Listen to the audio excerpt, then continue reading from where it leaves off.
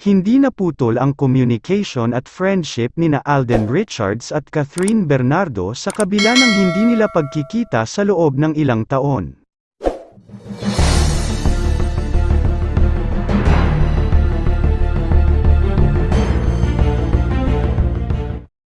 Kinumpirma ng Asia's multimedia star na hanggang ngayon ay nakakapag-usap pa rin sila ng leading lady niya sa blockbuster movie na Hello Love Goodbye.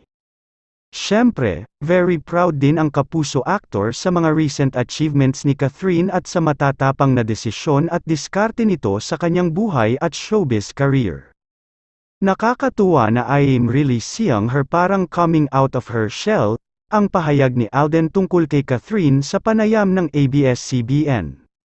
Dagdag pa ng award-winning kapuso superstar, kita mo sa kanya it manifests, the photos and videos that we see and the projects that she has been doing, really says a lot about her state of mind right now.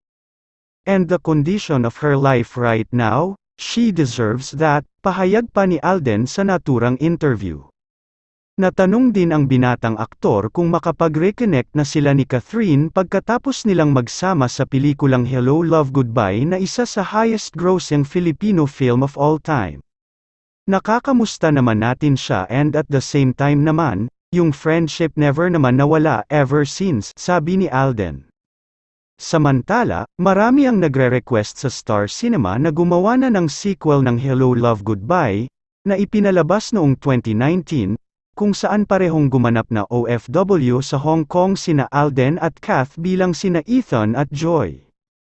Sa isang panayam kay Alden nabanggit niyang game siyang gawin ang part 2 ng movie nila ni Kath na idinirect ni Cathy Garcia Sampana.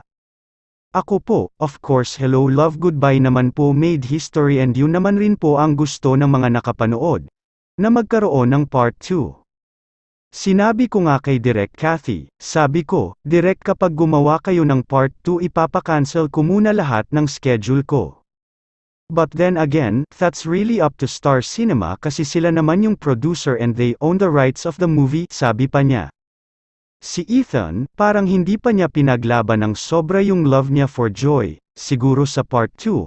Malalaman natin kung ano talaga mangyayari sa love story nila, but for me, sana pinush pa ni Ethan. Sana gumawa pa siya ng mas maraming ways para mapagstay si Joy sa Hong Kong para hindi na siya umalis, para happy ending na. Sabi pa ni Alden tungkol sa plot ng naturang pelikula.